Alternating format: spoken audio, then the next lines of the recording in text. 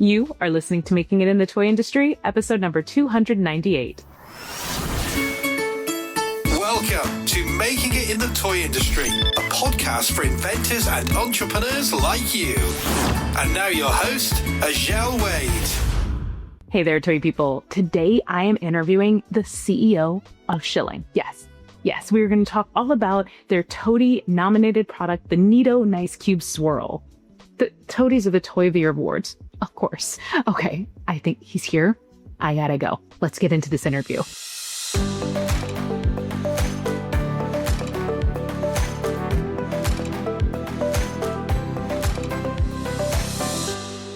In 2025, Shilling Toys is hitting 50 years, and they are known for creating timeless toys. This year, the Shilling Toys NeeDoh's Nice Cube is nominated for Specialty Toy of the Year. So I'm here with Paul Weingartner to talk about why this toy deserves the win. Welcome to the show, Paul.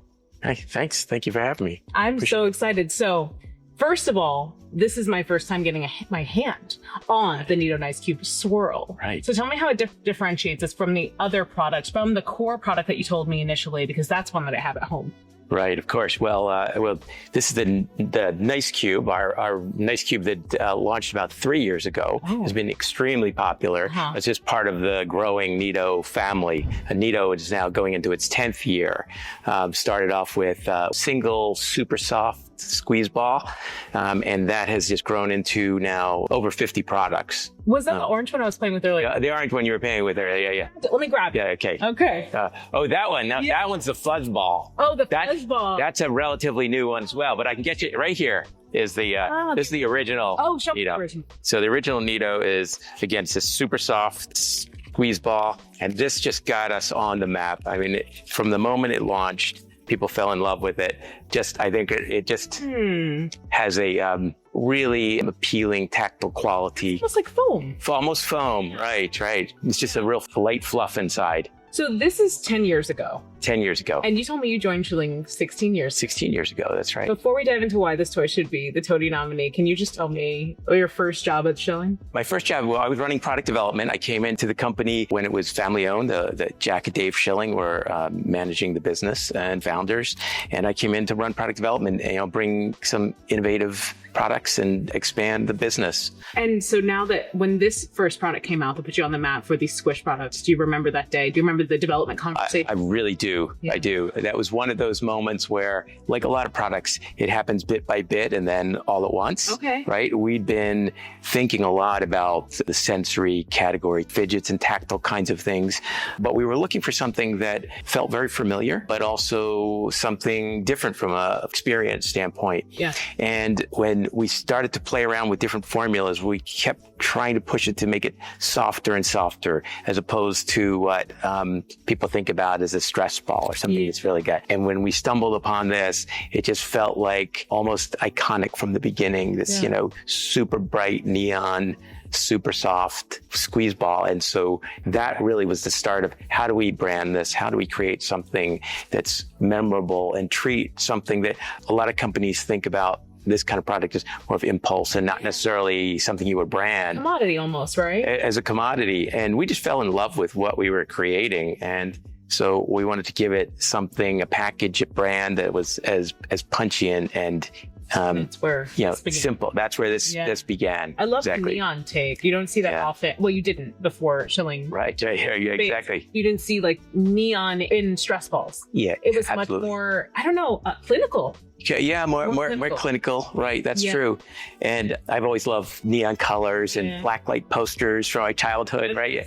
That makes sense. And that's the kind of inspiration, right? I mean, I think in toys, we're always, if you lose touch with your childhood and those kinds of impulses and experiences, then you're going to be cut off from a great source of inspiration. Yeah. Right? So is NeeDoh planning a blacklight party? Yeah, that's a great thought. Yeah, for New York Toy Fair, we're thinking about kind of a whole NeeDoh experience, right? Yeah. So we got a few things planned. Oh, very cool. Okay, so you started with this original NeeDoh. Tell me the name of it again. That's original NeeDoh. Original NeeDoh. And then we got to the nice bird. Oh no, the Nice Cube. So about three years ago, we did the Nice Cube, and the Nice Cube was immediately more popular than the original NeeDoh. It just caught on in a way we hadn't really expected. So it's really taken on a life of its own. And with line extensions, the iceberg, right, being the super squeeze. And we tried to get a really firm squeeze in this product. So you can get a sense of how. Yeah. So different from the original. Totally different. The opposite. And that's what we're always looking to do. How can we create a new experience, a new tactile kind of satisfaction with every product? So the original Nice Cube, other than differentiating from the original, why did you decide to go Ice Cube? Yeah. Well, like I say, these things happen bit by bit. And then suddenly we'd been playing around with some denser fillings, some things that are really have a stronger feel, and also for some other products. And at the same time, we were looking at doing like our original NeeDoh in a square form, but it was very difficult for it to keep that form. It always wanted to bulge out and become round. So it was those two things that came together that got denser filling and the square shape that materialized. And as soon as we made a shape that was square and standing, and like the name and everything just kind of clicked into place. That's it. Yeah. Thank you. Yeah. That's it. So before we go on to the Swirl, what was it that you keep saying like this took off and that took off? Was it retailers? Was it consumers? Was it both? Yeah. What were people saying? What happened? Was it selling out really fast? Yeah, I think because our roots are in the independent retailers. So we were able to launch this product, well, we'll say kind of quietly. One of the great things we get to do at Schilling is create products that we fall in love with and we believe in without necessarily the normal barriers to enter the market. And so, when we present to our independent retailers, there's a good chance if it's appealing, they're going to pick it up, give it a try. Yeah. And that becomes the introductory test market for us and also an important way to connect with the consumer. And what's the price point of the original? When it first launched, it was $3.99. Oh, wow. Yeah. Right. And then immediately, just people were picking it up. So we noticed from within 30 days of the original launch, we were getting like reorders for 10 times the amount, the original, 30 days. And then it was just, that was now 10 years ago. And we've been on this treadmill, like not able to keep up with demand, creating new products. And we're still in that same spot where trying to deliver to all the opportunities has been an interesting and great challenge. That's why you're the busiest man in the world. Yeah, maybe. Yeah. Okay. I'm curious. So 10 years ago launching this to 3 years ago launching the Nice Cube, was there a difference in the way that you launched to get sales? Because like now it's very social media. I don't know, initially when you first launched. That's been one of the great things as well that, on social media, it's just been a very natural kind of organic upswell of people just, falling in love with the product and without really much encouragement from us. In fact, often no encouragement. They're out there sharing it and loving it. So of course we're active on social media, but for the most part, we let the products speak for themselves and we let the people who love our products, they're better at telling the story than we are. What kind of things do they do with like the Nice Cube? Oh my gosh. It's just, all kinds of things. It's amazing how broad the appeal is from young children to adults and older adults as well. And I think that's been one of the great things about it. People talking about the different ways, how they use the product and why they love it. They really do that on social media. They do. Absolutely. Do you have favorite content in mind that you saw and you were like, that one's great? Yeah. Well, to be honest, it's exciting to me when you can have older people using your product. So there's a lot of people out there that talk about how they have arthritis or other kinds of things. And like that is so far away from what we ever imagined the product being used for. So I recently had a kid. Then I developed with postpartum arthritis. Apparently that's a thing. Wow. I go to physical therapy. They hand me a toy, like a squish ball. And I was like, am I paying how much for I work in the toy industry. I can get it. Right. That is so funny. So I did think when I got home, I do have a NeeDoh in the left side of my desk drawer. So I was like, I could do this. Yeah. That is what people are using it for. Absolutely. It's amazing the amount of say therapeutic uses that we're seeing for NeeDoh right now. I had some dental work done a while back and my dentist pulled out of the drawer a Nice Cube and said, hey, I've been using these with my patients. And I thought, okay, guess what? I make that for just, because people are stressed out. I mean, the dentist is a very stressful situation. So it gives them one of these to grab onto. He used to use tennis balls and now he uses the Yeah. That is so fantastic. And so I love those stories when people are using the product in ways that we never imagined. Yeah. There are, I would say, a broad array of therapeutic uses, we'll say. And again, we look at it and we're going to continue to see this as just a product that we, that's for fun and pleasure, creating mellow experiences, right? Yeah. So you go from the Nice Cube to now the TOTY nominated. Yes. TOTY nominated absolutely. Nice Cube Swirl for Specialty Toy of the Year. Right. I don't know if you know, I was a board member at Astra for 3 years. Okay. So Astra's close to my heart. Yes. Great. Right? Great. So all my Astra friends, board members, you know what you have to do. Nice Cube Swirl. All right. For TOTY of the Year. But why Swirl? Well, I think, with the popularity of the original Nice Cube, we were looking for ways to expand the color and experience. And to be honest, it's just a really beautiful kind of marbling. And so it's much about an aesthetic, very psychedelic. Right, psychedelic. And I mean, that is kind of the whole Neato vibe. It's a mod kind of, early 70s psychedelic thing. And that's, it's so in right now. Yeah, it is. And we've been doing it for a while, but we're happy to see the trend kind of catching up with us. Yeah. So how did people respond to the Swirl differently from the Nice Cube? Yeah.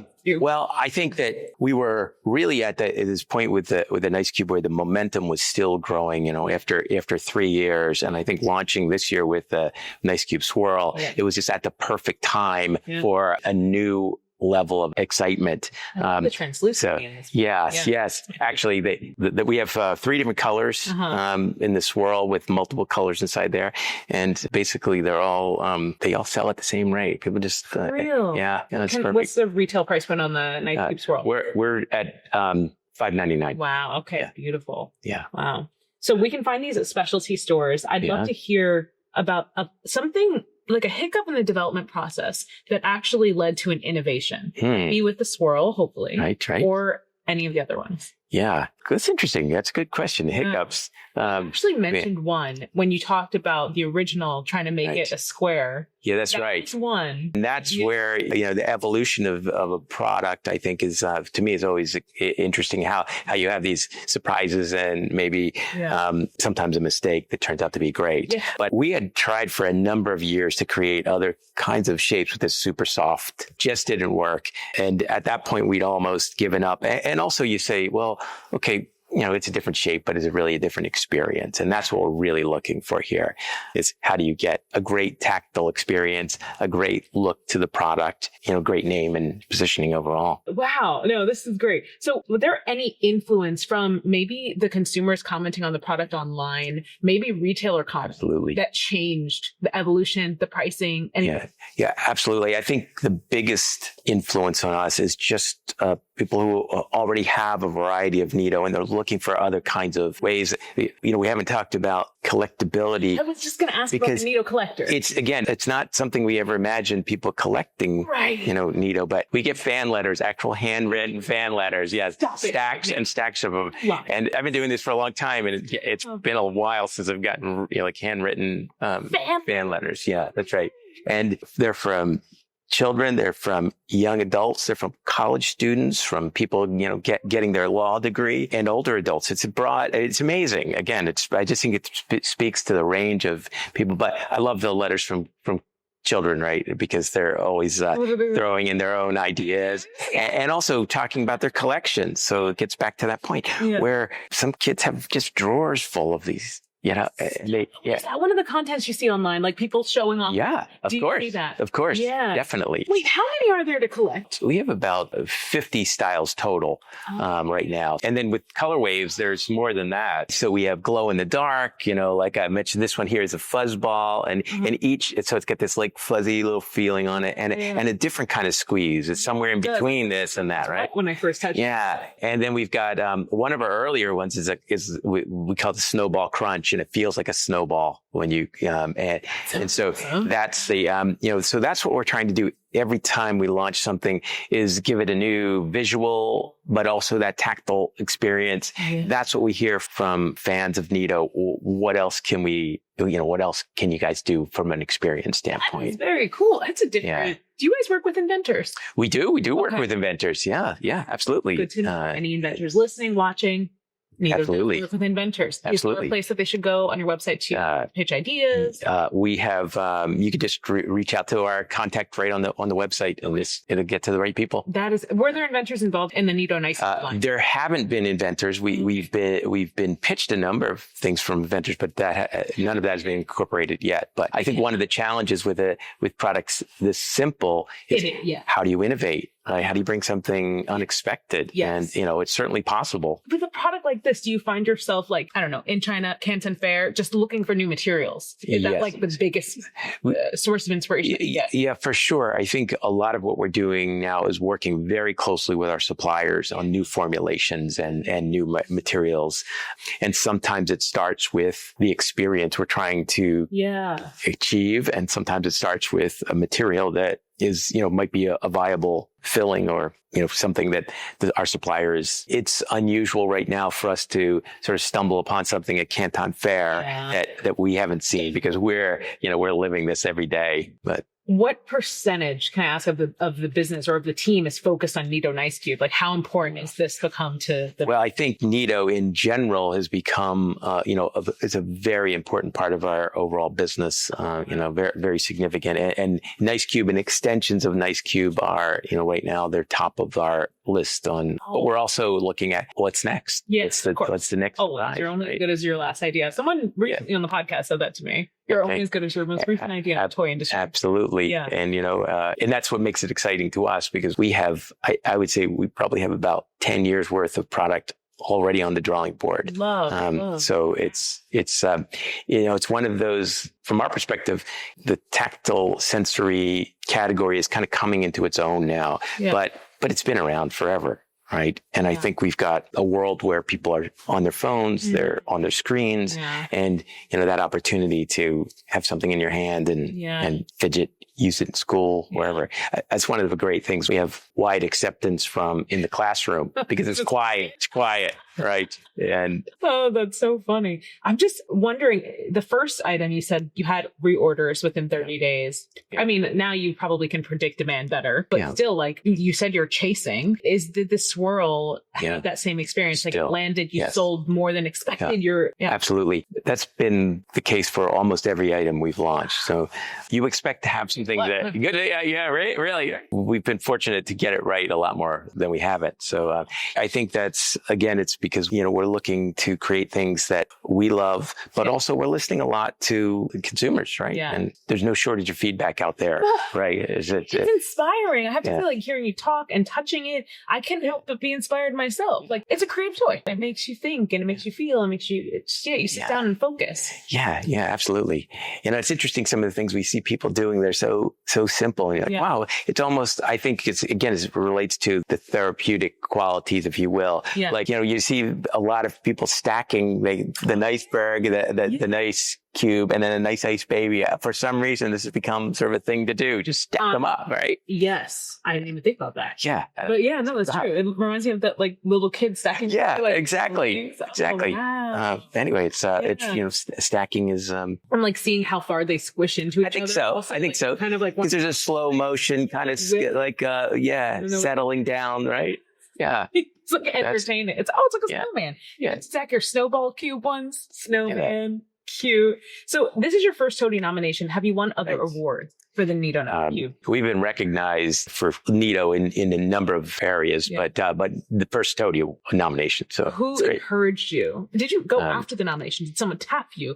Who encouraged your team to say, you guys should apply for this? Yeah, I think the motivation came from our marketing agency. And they were really strong believers in what we were doing. And so that was the start. But, we've had a lot of people asking us over the years, why aren't you guys, the volume you're selling and the popularity of last year, NeeDoh Nice Cube was like number one on Amazon for months and months in all toys. All toys, right? And if you price point though, that's the price point hard to beat. It is. And then this year, I mean, it's bad for our economy, great for your company. Well, that's true. Because in a poor economy, toys that are they're saying under $20, you're under absolutely 10. Under 10 for sure. At 5. So, Yeah. I mean, like, it does work into the current state of, but, expect a very good Christmas. Absolutely. I think we're sold out almost everywhere right now. So it's, So one thing I do have to tell you, because I've interviewed several TOTY nominees and then winners, that you get ready, because I believe in you. I think you're nominated for the best possible category to win for your product, because you've already proven yourself to the people that are going to vote for this category. And if you win, you're going to have to air freight some some product over here real quick. Yeah. So are we planning? All right. Getting ready. Yeah, absolutely. We've been shipping a lot already. Okay. Yeah. Because I've heard stories. Yeah. I've heard stories. Sold out before, what is it, like April or something? Yeah. Sold out before April because of the TOTY win. Wow. I've heard some tales. That's great. Yeah, hopefully. So anything throughout the process of development that you think would be helpful for somebody who is unsure of who to vote for in the specialty toy category? They're thinking, I don't know, it just looks like a stress cube. Yeah, Why is it NeeDoh ice cubes? Right. I think finding ways to innovate in a basic product is among the most challenging things we can do, right? At low price points, and to bring something that almost instantly catches people's attention in a broad range. So that's what I think is kind of for the achievement from our perspective, is like, how do we take a category and a brand that we've already been doing well with for, at that point, 6 or 7 years, and then take it to a whole new level with something, again, very simple. So that's been our goal. And I think the level of, we'll call it public support, has been enormous. Do you do things like market research before you make a decision? Like with the Nice Cube Swirl, before you put the swirl on the NeeDoh Nice Cube, did you actually ask your audience secretly, do you think this is a good idea? We're listening more than we're asking, right? And I think that, again, with a level of social media activity that's happening organically, there's a lot to listen to. I cannot believe that's so, you're so blessed in that. Yeah, it's a rare situation to have. And then the kind of, content people are creating and what they're talking about. It was, actually one of the inspirations, we saw somebody trying to actually paint on the cube itself, right? And which is really difficult to do because it's stretchy. And in fact, somebody had taken Swirl Easter egg dye. If you know how they dip the swirled eggs, and they were trying to dip their, and no, but we could do that. We could do that, and do it on the inside, which is where the swirl is. Right. So it's not gonna, so it can't come off. Can't come off. That is so smart. Wow, that is so smart. And then you expand it. Tell me about these little mini cubes. Yeah, the Nice Ice Baby. Yeah. And it's something to serve people wherever they go, right? Stick it in your pocket, right? And we know that it surprised me, for some people, this is their favorite. They like it on the fingertip size. Cute. They like just having it in the palm of their hand and kind of discreet. That's discreet. Yeah. That's right. Yeah. Somebody needs to know I'm feeling. Yeah. That's right. And then, but some people they got a big hand. Yeah. Or they like the big grip. That's great to keep on the desk. That's great to take on the go. Attach it to my necklace or my ring. Yeah. Just no one can stress me out. Honestly, this is the calmest I've felt in an interview. That's great. That's great. I'm glad. The NeeDoh Nice Cube Swirl, I am voting for you. Awesome. I hope all of our viewers and listeners are going to vote as well. But I do want to ask a few of my key closing questions. Great. Number one, what do you hope for NeeDoh in the coming year?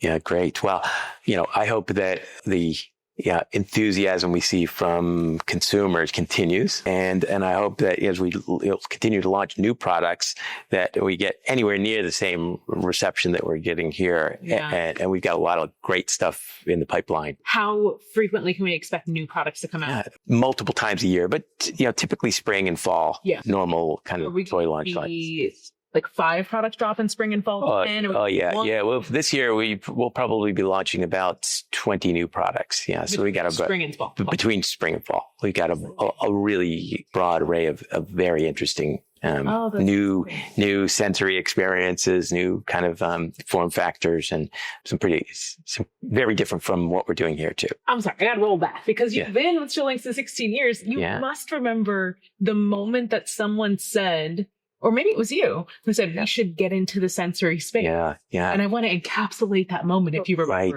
Right. Well, I do remember when it went from from one level to the next level. You know, we were making lava lamp slime, right? So and that was before the slime trend really started to happen, right? Okay. But, you know, the success of that, you know, really opened our eyes, was certainly my eyes, to what was happening in kind of that whole like tactile experience. And so that was the point when we said, we need to really look at this category and find something that feels different, feels fresh, but also ownable. All right. Something we can brand. And so there was that moment when the first sample of this came from our supplier, because we've been experimenting. And when that first sample came, that was the moment we knew we were going to go all in the sensory category. It was just, you know, an instantaneous feeling. I'm sorry. No, I said I was going to go to the closing questions, but you're just inspiring. So why, at the time, was there nothing quite like this? Nothing quite like it. No, there were water-filled balls, and there were other kinds of, and you know, things actually have feeling closer to this, which would have been more of a traditional. Yeah. But there was nothing quite as super soft, as vibrant. Oh, and vibrant. And it was typical to treat a product like this, again, like a commodity. Yeah. Just throw it in a bin or in a mesh bag or plastic bag. And it's called like stress ball, right? It's 99 cents. And we felt that this was like so in its own way, you know, beautiful. And we wanted a package and a brand that could be, you know, almost synonymous with that. Oh my together. Sorry, we're rolling. It feels great. I'm not letting you go until we talk about this package. Yeah. So sorry. Yeah. I keep telling him I'm going to let the busiest man in the world go, but I am not. So the packaging for NeeDoh has a psychedelic yet modern like vibe. Where did that inspiration come from? Did you do the entire package internally? I want to hear a little bit about the packaging story. Yeah, the packaging really is what kind of brought everybody together and rally around the product from the beginning. But we wanted, again, when you look at this, you can say, well, it just feels so electric and almost like something that has been around in the past. Yeah. But so what we wanted to do was find a way to treat it like maybe a retro product, right? Something that had never existed, but felt familiar to people. And we do a lot of retro as part of our business here at Schilling, and we look to the entire history of toys. We've got toys that are 100 years old and toys that are 20 years old, and that's all part. So we like to pick and choose from the entire kind of history of toys and graphic treatment. So we wanted something here that felt like it might have been launched in the 70s, right? And then just the groovy. I think it says the groovy. Yeah, the groovy glob is sort of its sub name, right? And again, this was all about how do we lift from the past, make it contemporary in a way if you're not familiar with this kind of treatment. And so it really all happened, almost the entire design happened over a 24-hour period. Just talking with our head of design at the time, Mac Fraga. He's an incredibly talented designer, artist, and has just a love for vintage graphics. You can see like the love for it. Like, really. I mean, it's like everything's just like evenly played. It's just like perfect. That's right. He's very gifted in that regard. So we brainstormed for hours, just kind of kicking around names and looking at treatments. And I think kind of the first step was, let's put this in a box, which seems simple, but it's kind of radical, right? It's like, why would we add cost to a product like this? Let's just throw in this. And that gave us the canvas to create something really cool. So I think it's like a rave. Yeah. Sure. Yeah. And also one of the things we do is we spot print the fluorescent colors on there. Yes. Yeah. Makes sense. So it's punchy. Muddy if it were. You won't get the same effect. So but to have a smaller footprint, so thereby it kind of it's a little added cost, but it's been worth it. And you had what I think is interesting to notice about your packaging is like, so on the package they have like on the sides, touch me, pinch me, squeeze me, squish me. So really inviting people to touch it. And this was the original. Yes, the original. And now as people know the brand, it's like, it's a protected. Yes. Yeah. Absolutely. And one of the things that we learned pretty early on is people love to not just touch it and squeeze it, but pull it out of the hole. So the hole has gotten progressively smaller. Yeah. Because there's like, how can we get it out of there? Wow. Right. For loss prevention. Yeah, absolutely. But it's still nice to have that little tactile experience. It's like a great introductory SKU. Yeah. And then as people know the brand, it's like they don't need to touch and squeeze. They trust the NeeDoh brand, which is it supposed to be modeled after Neato? Well, when you think it's really a completely made up word, but it's like Neato, right? It's also a kneading dough, right? There are about 5 or 6 influences in the name that all kind of came together. And we were just looking for something that when you heard it, it could stick and felt synonymous with the product in some way. It also feels like something, it might have come out of 1973. Yeah, 100%. Right? That's why, because it has the Neato sound. So it sounds like, oh, that's Neato. That's cute. Nice. Okay. What is something about the toy development or the toy award application process you think more people should know about? That's a good question. Yeah. I think so. The toy award process, right? Yeah. I think that from my perspective, I think, recognizing, I think the great range of, we'll say, other nominees out there. That's something that, there's a lot of great product that's also nominated, but I think that keeps us kind of focused on, well, how can we make sure that everybody out there knows about NeeDoh, knows about Nice Cube Swirl? Yeah. So like just making sure that you stay top of mind, considering you have so many strong competitors in the category. We don't need to worry about that. Yeah, absolutely. We're focused. Yeah. Okay. But that's a fair point. And what about the toy development process? Like, what about the toy development process in focusing on like a commodity item? Yeah. Do you feel like more people should maybe take a second look at some items in their range that, I don't know, maybe they kind of shoved off to the side and they thought that's not that great. It's not going to make us that much money, and try to see it through a different lens? Yeah, absolutely. And I think Neato proves out that treating something that might have been a commodity with love, with something that you can build into a brand, is a way to actually brings value to the consumer as well. Yeah. And I think that we're also in a kind of a world where pure commodity product is not cheap anymore. Right. Yeah. So making sure that you're making good value product, we'll say at lower price points, but making it accessible so people can spend $5 and get something really cool and feel like they didn't just get, an open market item. And that's what we're doing here. Have you heard of the lipstick effect? The lipstick effect. I'm not familiar with it. So it's like this economic concept that when the economy is down and people don't have as much money to spend, they spend their money on cheaper things to kind of like feel something. Sure. So what's really nice is that you've created a commodity item. You've turned a commodity item into an experience that will allow people at a lesser price point to feel like they're getting an experience.